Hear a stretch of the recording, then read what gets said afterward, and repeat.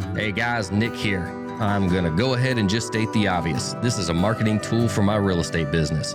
I've been a realtor for 20 years right here in Nashville, but who wants to listen to a boring podcast about real estate?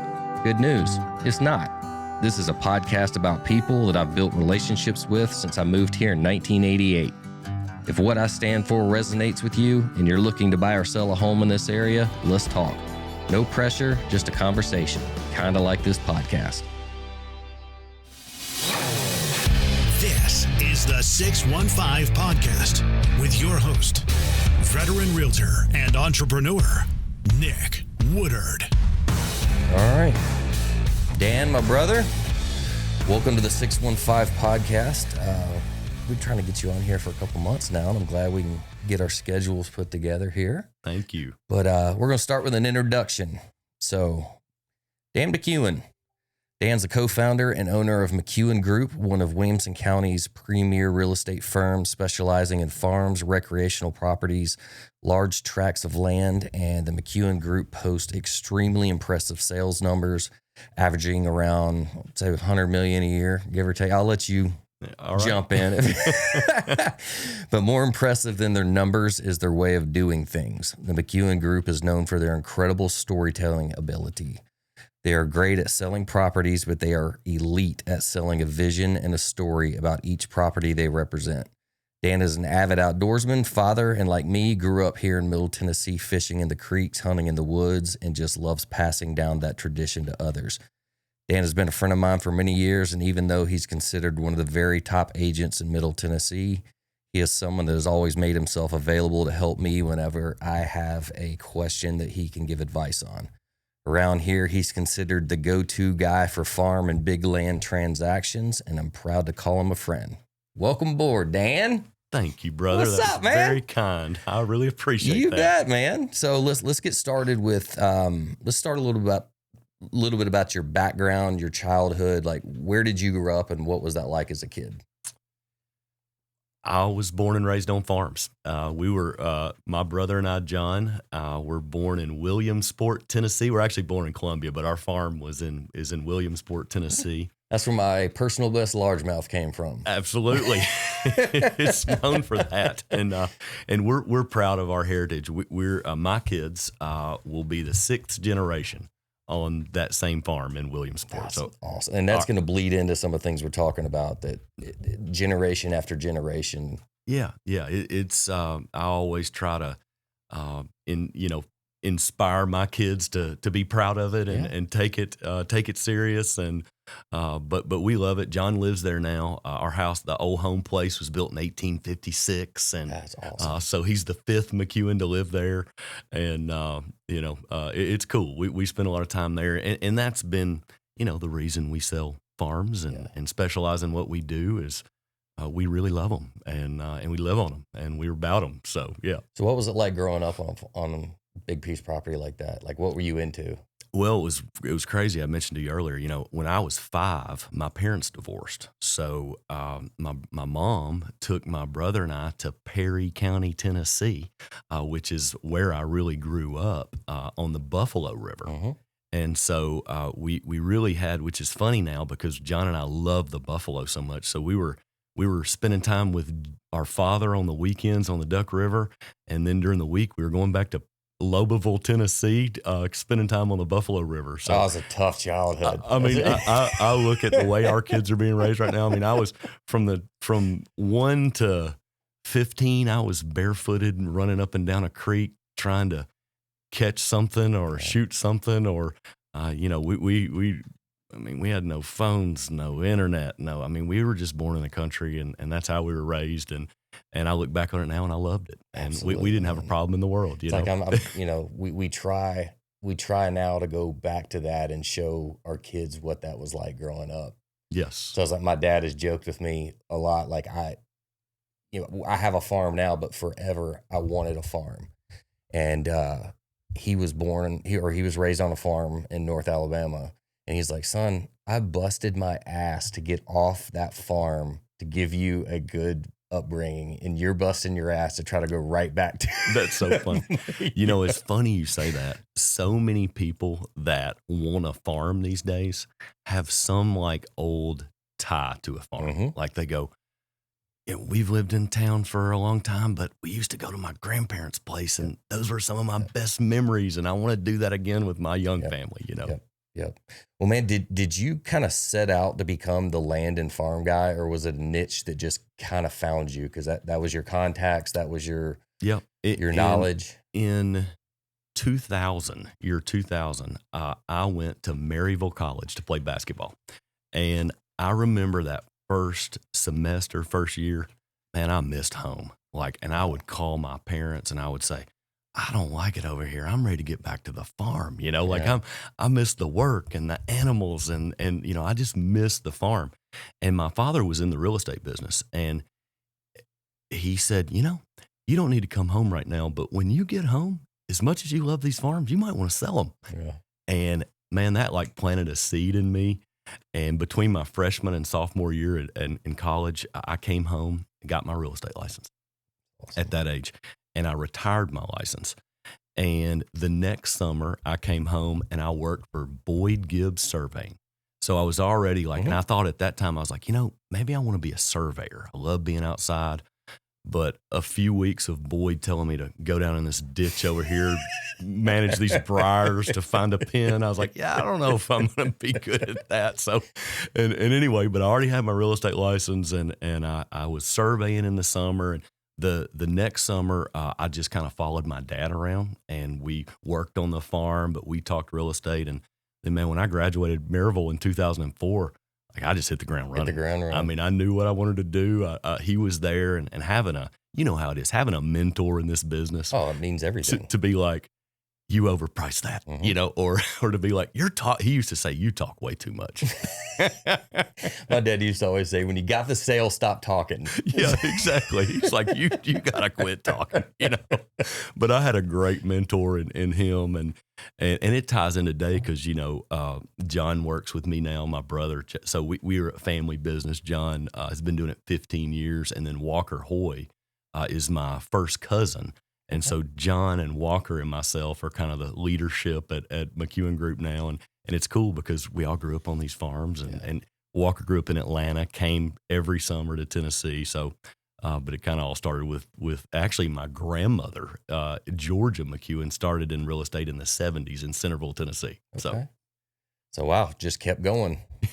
Like I said in the introduction, man, you and your team are elite storytellers. Like, you guys have an uncanny ability to showcase a property's personality, like to paint a picture of not just the property, but the vision of what it would look like to own that piece of land.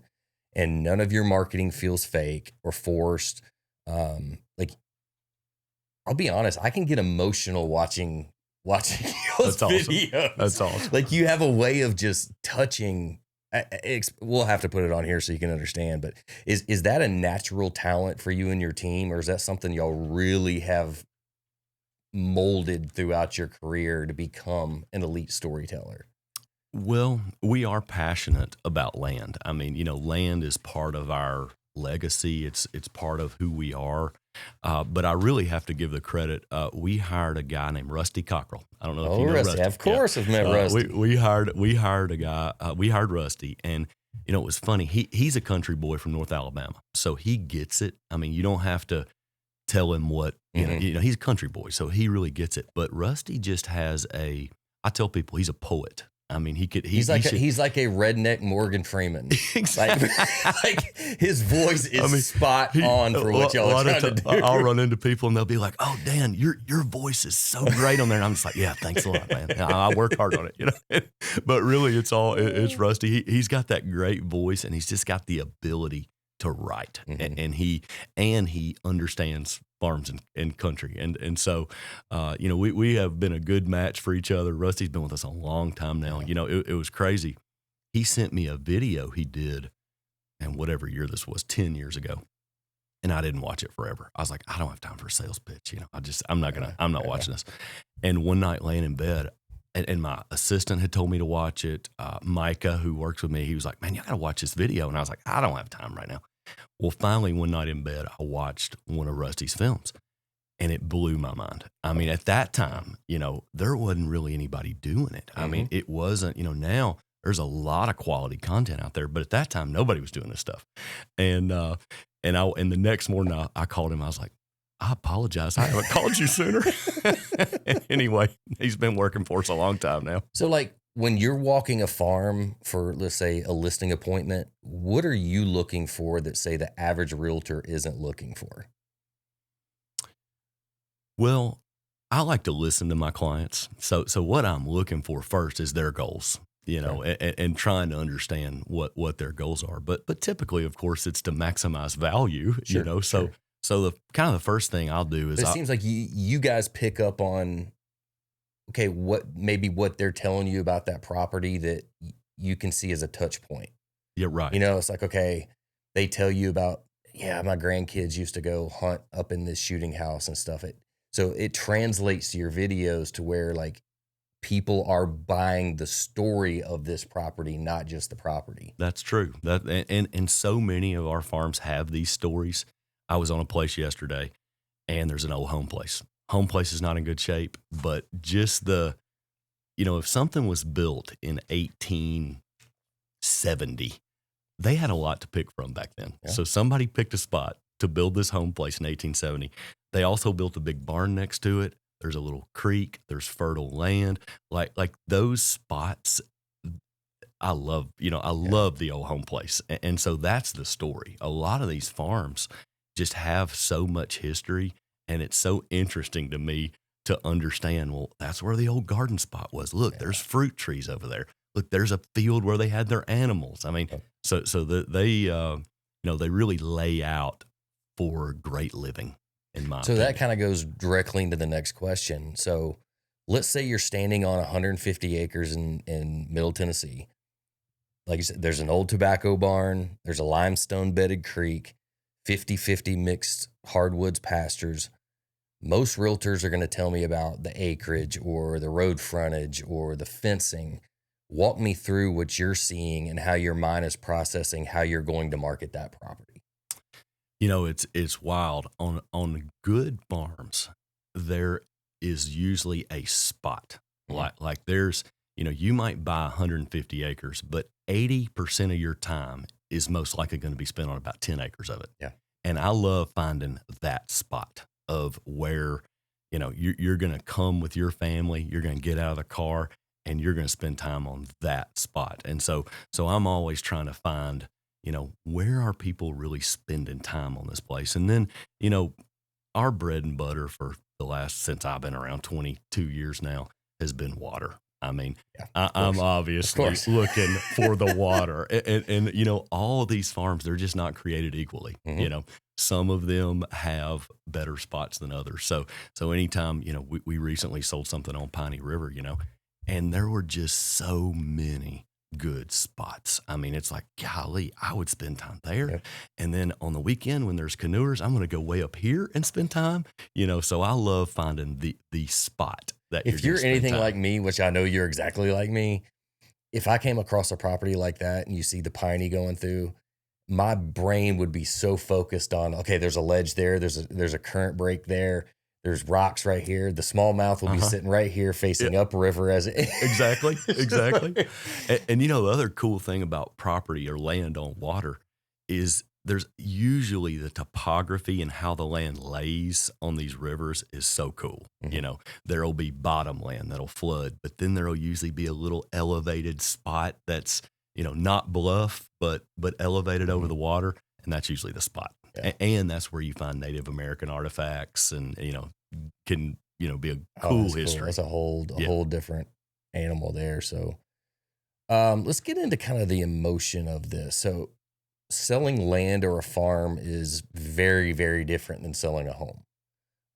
Some of these properties have been in families for generations. So I'm sure you deal with a lot of the highly emotional sellers.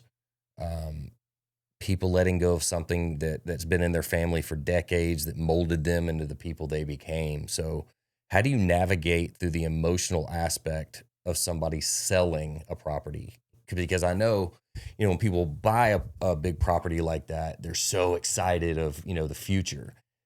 But when people are selling one that's been in their family for generations, like, I'm sure you're dealing with a level of emotion that most people that are selling a home aren't dealing with. That's very true. I just helped a family. They'd owned it 3 generations. I mean, they were the 3rd generation. And one thing that we try to do, I mean, we're not development guys. I mean, we don't, you asked me what one of the first things I do when I go to a property. I'm always trying to figure out, is this a development property or is this a recreational estate property? If it's a development property, I'm sending it to somebody else. Like, it's not my expertise. Yeah. It's not my love. There's a guy down in Columbia named John Hill. He's phenomenal at development stuff. You don't want to be the one everybody hates. I mean, it's just, I'm the exact opposite. And I've gotten to where even, I'll answer your question in a second, but I've gotten to where even when somebody calls me and says, we want to buy a farm and develop it, I go, you are talking to the absolute wrong person. I mean, it's like, I want to stop that from happening, But anyway, what we try to do is find buyers that want to carry on the legacy of these places. Right. And so that helps families. We just sold this farm on Turnbull Creek in Kingston Springs.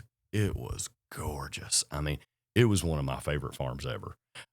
Right at 600 acres, 2.2 miles of Turnbull Creek. Mm-hmm. So many cool features to this property. And the buyer's going to fish and hunt. I mean, that's the, they don't want to come in and change it. They want to come in and continue the legacy of how it's been used. And so that really helps a family to know that, and most of the time when these farms trade or sell, it's because a generation has passed on and now 5 siblings own it. Right. And land is tough to divide. Money's easy to divide. Yeah. And it's also tough for 5 siblings to get along, So, well, like you say, one may want the spot that you talk about. So, the youngest kid kind of gets screwed in the whole thing. So they just said, hey, let's get rid of it. Right. And so that's, many times once they get to me, they're ready. Yeah. And it also helps to just know that, the farm's not going to be chopped up and, clear cut and like somebody's going to have pride of ownership, Well, I've said this for years to clients and people that selling your house can be a little emotional, but selling land takes a piece of your soul. And there's no way to really explain it. It's just different. You might need to get on a McEwen Group video, brother. Well, it's like I own some land south of town, down in Marshall County, and it's worth, I don't know, 1/3 of what my home is worth in Nolensville. But I could sell my house today and it wouldn't bother me at all. But if I had to sell my farm, it would rip my soul out. Yep. It's just different, man. Cool. You got the, all the stories of hunting trips and fishing and camping and spending time with God. And it's different. It's hard to explain if you don't have that in you. Well, and I don't know if it's like this for you, but it's my therapy. Like when I pull through my gate, it's like everything is behind me. And when I pull through that gate, whatever I've been worried about or whatever, I've got going on, it just kind of gets left back there. And it is a sanctuary, but it's also, I can go down to the farm knowing I have 8 hours of brutal hard work ahead of me. Still, instant peace. Yeah, absolutely. It's just, that's and a lot of that. Make it make sense, Dan. You're either raised this way or you're not. It's your therapy, man. It's therapeutic. I love it. Well, man, tell us about a story on one of the most memorable farms you've ever sold. Not necessarily the dollar amount, but like the story that really touched you. Let's see. We have been, being raised here, we have been fortunate and have been on some just gorgeous spots. And probably a couple of or something that's coming to my mind right now is I've sold several farms over the years, and now I'm seeing these families put them in the land trust for Tennessee. So recently, We actually at the Nunley Bridge, in which, Shh. yeah, exactly. There's a great family that owns There's a that. couple people that know about that, and we're going to keep that to ourselves. Yeah, there's a great family that owns a farm right there at the Nunley Bridge. And man, Which I may need to meet them for a takeout. Yes, no doubt, no doubt. That actually one of the few places, quail all the time. There's quail whistling all the time right there. But, a guy's name's Jamie Cheek. Jamie just put this farm in the Land Trust for Tennessee. And I just love knowing that Jamie has enjoyed this place. He's raising his kids there. They've had all these memories. And now he cares enough about it to put it in the Land Trust for Tennessee. So walk us through what that is. What the Land Trust for Tennessee is it's a conservation easement. And basically what he probably did, and I don't know the details of his easement, but John and I are about to do a couple farms we have. And you designate a number of building sites you can have. So a common thing would be like, okay, I have 200 acres. I'm going to be able to build 3 homes on this property, and that's it. And for that, you get a tax deduction, which is nice. So you're basically forcing zoning on your own property to where it can't. You're on down the roads, they can't do something. It's in perpetuity. So it's not for every farm, but like that farm at Nunley. I mean, he's got an abnormal amount of Piney River frontage. Somebody could come into that farm and they could cut it up 1,000,000 times and have little home sites all over Piney River. And he stopped that from ever happening. People are doing which that, could hit him financially in the long run. He's giving up value to but for his values are conservation and similar to mine. So it's like I have a farm on Swan Creek, special little spot. And I know it well. We'll tell that story. and I'd like to do that there. And it's like, could my kids someday split it up in a bunch of tracts and make a little more money? I guess, but that's just not my values. I don't want to see that happen there. And creating legacy. I also have the opinion that these special spots they're not getting cheaper anyway. So, you can designate yourself. That's 120 acres. I'm going to have 2 building sites there. And you know what? It's still valuable. Yeah. I mean, somebody will pay good money for it if I don't want to sell it. But, so anyway, that's been a big passion of mine as I've gotten older, trying to connect folks that are conservation minded and because if you think about it, Middle Tennessee's changed quite a bit. Oh, absolutely. I mean, it's become a big market now. It's not a little market anymore. It's a big market, and more people, more development, more infrastructure, and it's more spreading water out to these special places too. Correct. So anyway, that's something I've been very passionate about. That's awesome, man. I didn't know much about that, so that's great to hear. In your experience, who's really buying that farm? Is it the person buying it today, or is it that 10-year-old version of that person who grew up on a farm and they're trying to get back to that way of living, now that they grew up? Or is it maybe someone that always had the dream of owning a farm and now has the means to actually do it? I mean, I would think there's very few people that just randomly decide they want some land with no history of having land or a long-time vision of being a landowner. That's true. Yeah. And I think some of that is dependent on where it is. If you're buying a big farm in Franklin, well, most of those buyers are out of state and they're actually buying them to live there. Yeah. They're buying them to be there, have their family there. If you're buying a farm in Lewis County, Tennessee, it might be your 10-year-old self that wants to get back to fishing on the creek, and you want to expose your kids to that. So that's it kind of depends on where you are. Okay. Yeah. That makes sense. Well, to answer my own question, like I 100% purchased my farm because, my fondest memories as a kid were running around my grandparents' farm in Hanceville, Alabama. Right. Me and my brother would ride 4-wheelers, pick blackberries with grandma, go catfishing, squirrel hunting, wander through the woods like it was a magical place. And that farm sold shortly after they passed away. And it took me years to kind of fill that void that was missing. Yep. So that's why I purchased mine, is because that was such a huge chunk of my childhood that I felt went missing, that nothing ever filled that void until I got my own property. And did you want to create that for your next generation? Absolutely. Yeah. 100%. That's kind of what it's all about. Yeah. It really is, man. So why do you think owning land in Tennessee has become such a dream for people? Is it because people are just tired of being so connected to the outside world, or is it something else? Well, like I mentioned a minute ago, I mean, Tennessee, like think about the Nashville real estate market and just the middle Tennessee real estate market. How much, I mean, I would guess in 2010, from 2010 to 2026, just the volume and the value of real estate that's traded, what is it, tripled 5 times, 10 times? Who knows, So, but I think people come here for the way of life. I mean, I think That's people, what I'm seeing too. Yeah, I think they're coming here and they're riding through these towns in Middle Tennessee. They, the high end is Franklin and Leapers, and that appeals to some people. But then, people ride down through Columbia and small town, that appeals to some people, and then even smaller towns. But I think they're coming here because they see it's a high quality of life here. Yeah. You think about it. We get to, unless you live in an urban area, we don't have any traffic. But where I live, we don't have any crime. Yeah.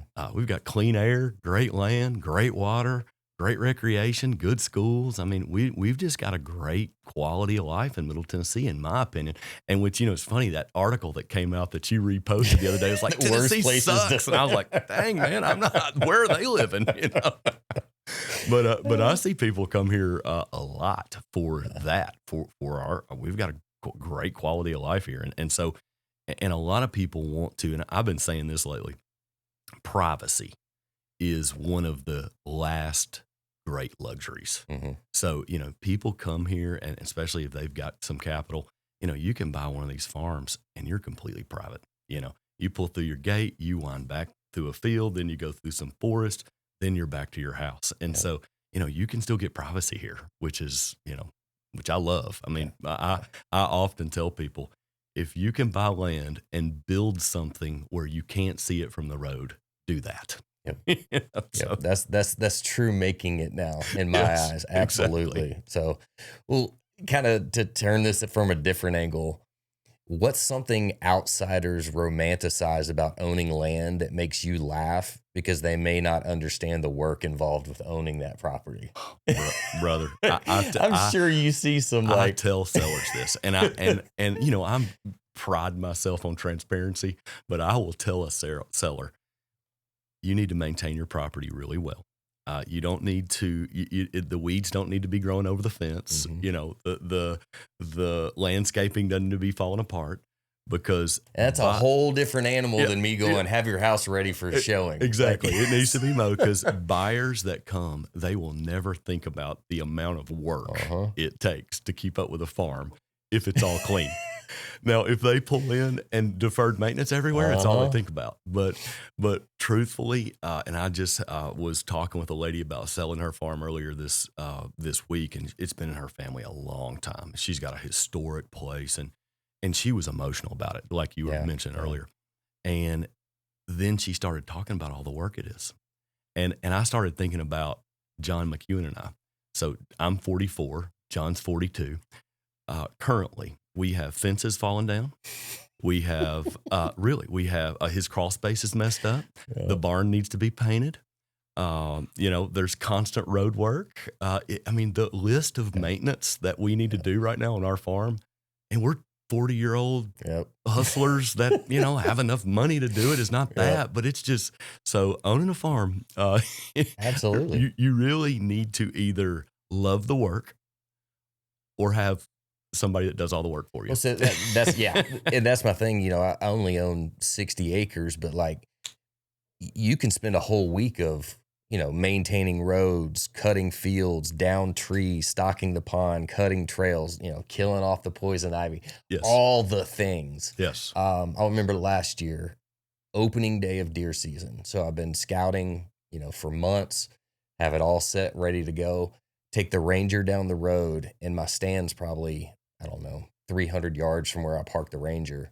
Halfway up the hill, I'm going up, and it's son of a bitch. A tree has fallen across the road. So I have to park it, 4:00 in the morning, navigate around it, end up getting to the stand, hunting for a little while. And so my day that was going to be an all day hunt was a 4-hour hunt and then 4 hours of cutting up trees. That's just part of it. Yep. It is what it is. No doubt. And like you said, unless you're worth millions and millions of dollars and have someone that does it for you. Yes. So that's got to be funny for you to see people kind of fall in love with the manicured perfect thing, and they have no concept of what it takes. They don't. And sometimes I tell them, and sometimes I'm like, they'll figure it out. Don't kill the dream for them right now. Yeah, they got strong backs. They're good.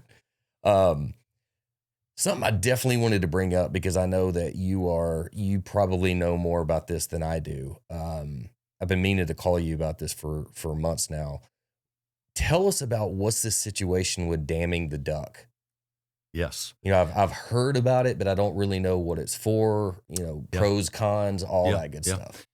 Well, Middle Tennessee has grown tremendously. And so there's a lot of pressure on the Duck River for communities pulling water out of the duck.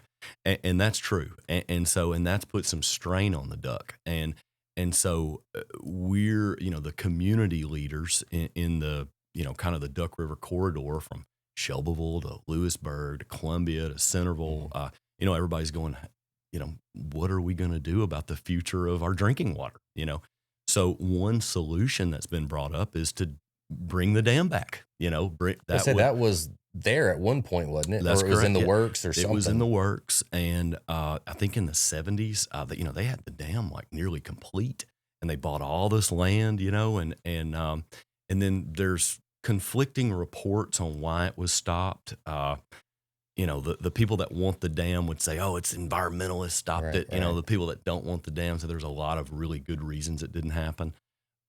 So that's so now there's a group of pro-dam folks that think that would solve our water problem. Probably true. It would create a big economic boom for the area. I also think true.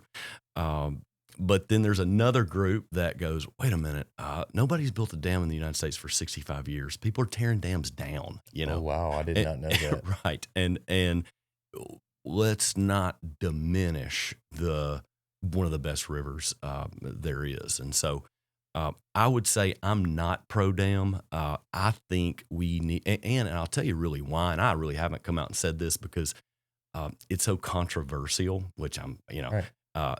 I haven't felt the need to get involved because I don't think it's realistic. From everybody that I've talked to that's, I would consider a knowledgeable person in the know just says, the cost, the permitting, the time, it's never going to happen. Yeah. So in my opinion, we're wasting energy on something that has a very small chance to happen when we need to be figuring out, okay, are we going to pipeline to the Tennessee River? Are we going to work with Metro and come from the Cumberland River? It can't help. It can't stay on the duck. I mean, the duck is just not big enough to sustain. And then, of course, everybody gets upset about, well, if we didn't approve all this growth, especially in Murray County. And that's reasonable. But I bet for 50 years, maybe not 50, maybe 30 years, Columbia, Tennessee was begging for anybody. I mean, when I got in the real estate business in 2004, and I would go to Franklin or wherever I was, and it's such a pretty area. So much people would be land. like, "Columbia, no, we're not developing in Columbia. Nobody wants to be in Columbia."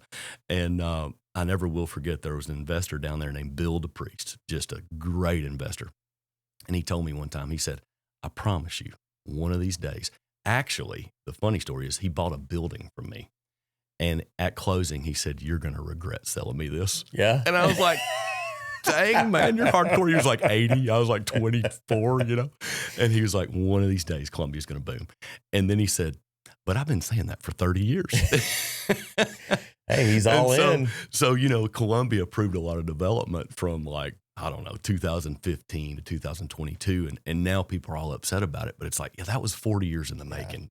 We needed some things. But we do have a big water problem. I mean, water is an issue in Murray County and is an issue around Middle Tennessee. And smart people are going to have to get together and fix it, I mean, not going to lie.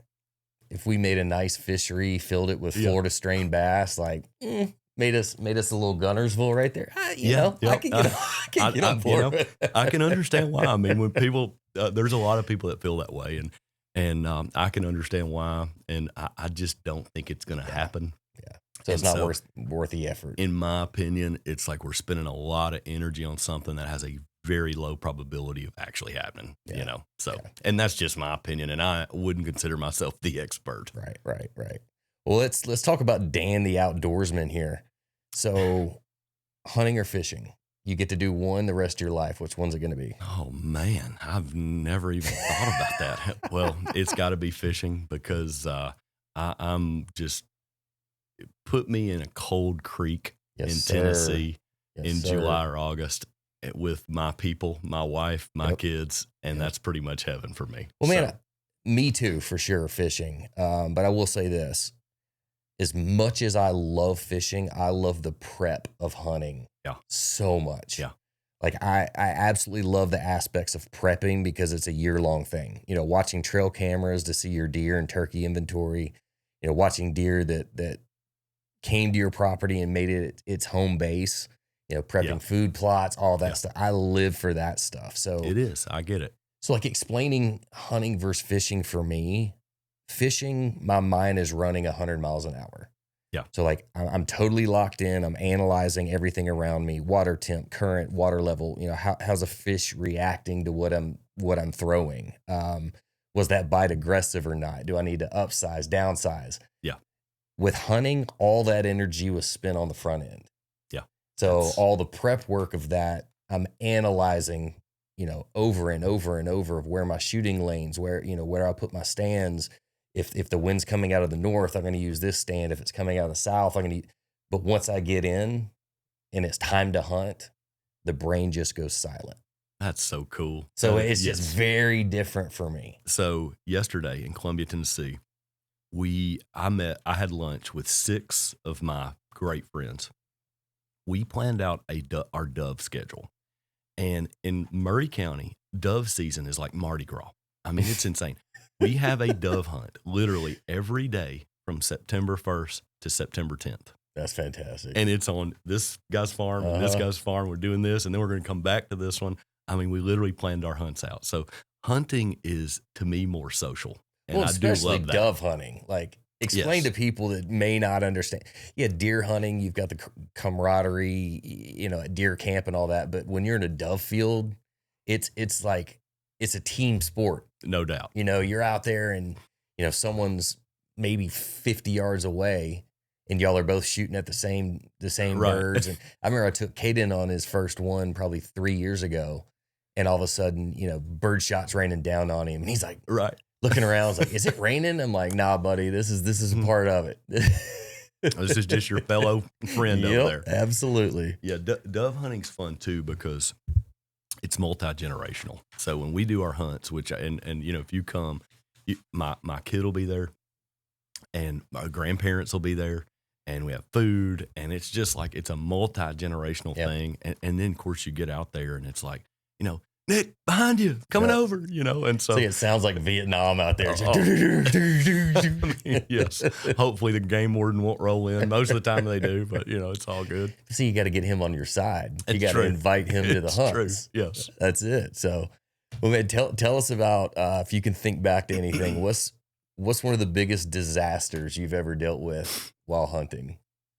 Oh, while hunting, I thought you were going to say on a real estate deal. I was like, oh, God. We can get to that.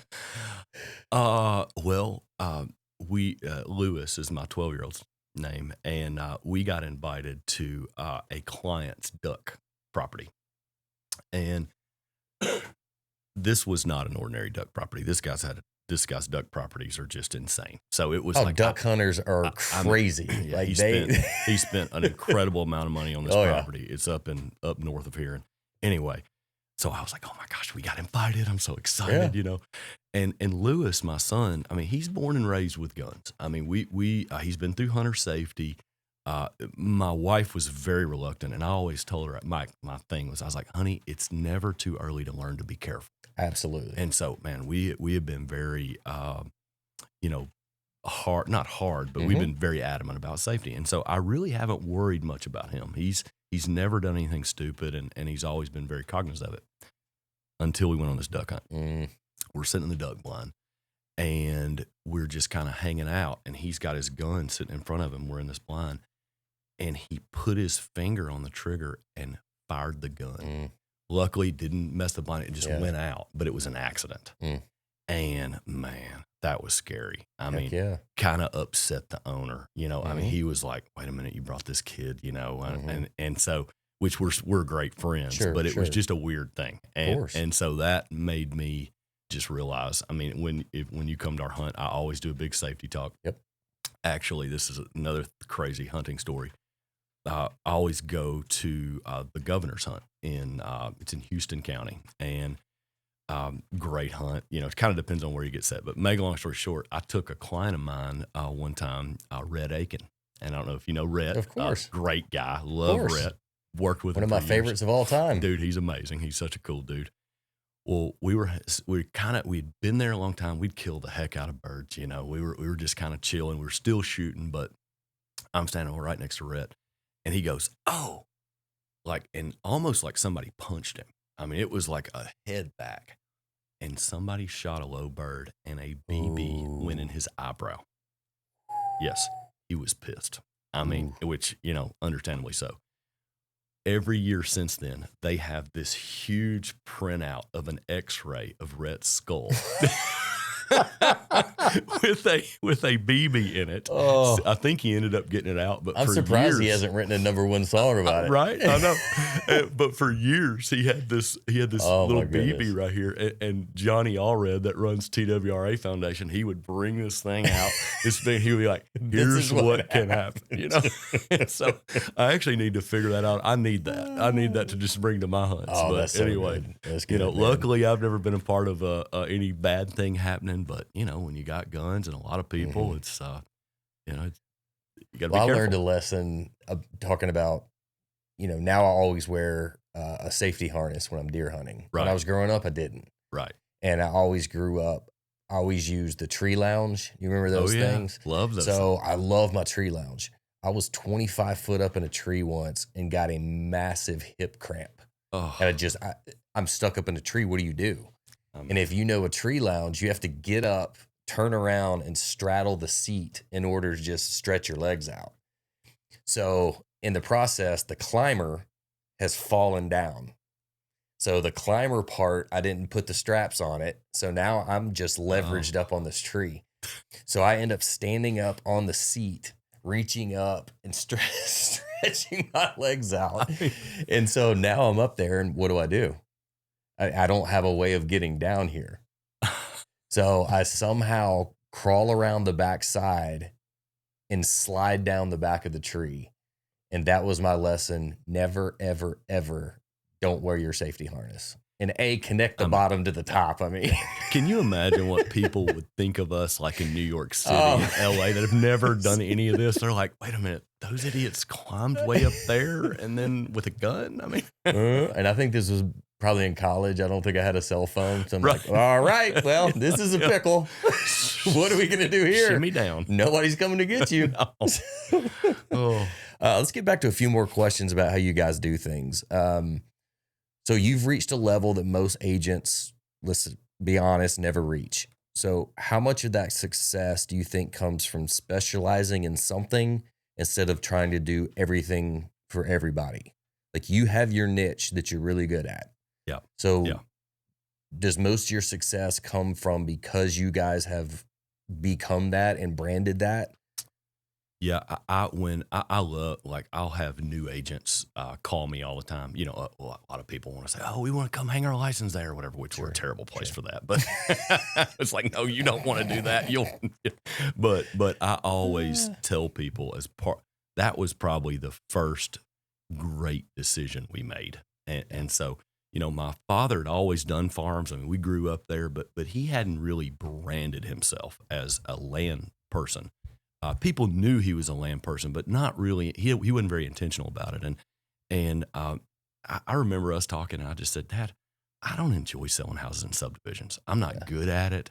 I don't, I'm not passionate about it. I don't know anything about all this decorating and whatever. But I'm really good at telling you how you can enjoy this piece of ground, Yeah. And so it was and actually we had a marketing guy that we sold some property to, and he came to our office one time and he said, I think you guys should specialize. And I said, well, why? And he's like, well, if you go to the doctor, do you want a, knee guy to look at your elbow, and that just kind of started resonating, and it's what we loved anyway. And I think that had a lot to do. And once we did that, I mean, we started somebody would call us from Humphreys County. I mean, we did a lot of business in Humphreys County for years. Dixon County, we still do a lot of business in Dixon County, Cheatham County, Williamson County. At one time we were basically Hickman County and Columbia, Well, now we work 15 counties, so people kind of call us from all over. So my recommendation to agents that are thinking about getting in this business is absolutely become known for something. Yeah. Like become an expert and known in some space. There's condo guy people that do great. There's, all kinds of luxury. 6-7 years ago, I kept telling agents, I'm like, brand yourself luxury. Like that's a thing. Brand yourself luxury. Well, there's a lot of people that have done that now, Right. But I definitely think being specific is a good idea, because here's the thing. You still get stuff like your uncle selling a house over here. He's still going to call you, Sure. Sure. And now I may not do it at this point, but for years I was farm, branding. But my friends over here were still buying stuff, and they were still coming to me. I just wasn't working to get that business, Sure. So yeah, I think it's a smart thing. I don't know if you've seen this like I have, but so I don't know, 5, 6, 7 years ago, I really started branding myself as genuinely who I am. I'm an outdoorsman, hunter, that. fisherman. I had no concept of the amount of people that were looking for that. Right. Because you have so many of these people that are the luxury agents, like you said, Right. that, drive an expensive car and dress to the nines and all those. Come to find out, there's a lot of fairly wealthy people that like the outdoors. Right. That's true. And they gravitate towards people that they have similar qualities with. No and doubt. when I finally realized that is when it clicked to me. It's like, okay, you can be you and you're still going to be very successful. And I think as agents, we've kind of played that game for so long of trying to put on that facade. Mm-hmm. And in all reality, if you're just yourself, people are going to gravitate towards you. And I think that's when you've reached a level of maturity to know that. And I also think that's when you've hit a stride in your career. Yeah. Once you're comfortable with who you are, you're proud of it, you own it, it's so authentic. I mean, you're not, and that's what I tell people. I mean, when we're working with, I was showing a farm yesterday, and man, it was gorgeous, and it's authentic because, man, I love that place. It's like, damn, man, I could be here. Yeah. I mean, so anytime you're genuine and authentic, Or when they see you excited, like, oh, you can do this here, and here's you can put a stand here, and you can do. Yeah, I mean, that's when it's not really sales. Right. I mean, we're in sales, but you're not giving some sales pitch. You're just being genuine about what you're trying to sell, and that's the best way to do it. I've told people for years, like, I don't really consider myself a salesman, more of a connector. Yeah. I feel like you, and because I've heard you talk before, relationships. 100% relationships. You've got just Absolutely. great relationships, and at the end of the day, this business, even with AI and technology, and I'm still gonna say it's relational. I mean, your relationships are the key to your success. I 100% agree with that. So, well, brother, one final question we like to ask every guest. What do you love most about living in Middle Tennessee?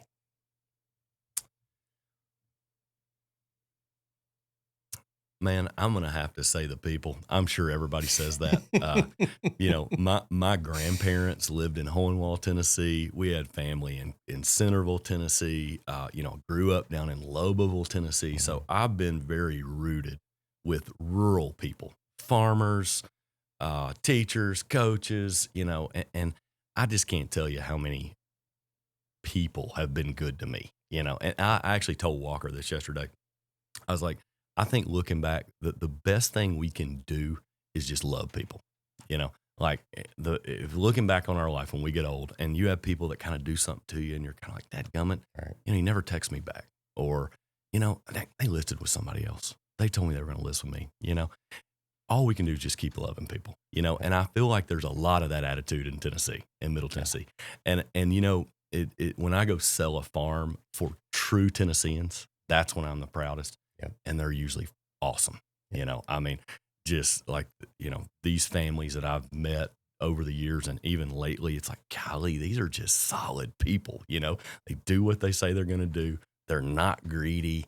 They're smart. They're just good people. And so we got a lot of that in Middle Tennessee. Tell people all the time it's a special, special place. No doubt. So, well, brother, thanks for coming. Got you a little gift. Dude, thank you. Thanks for coming on. I love it.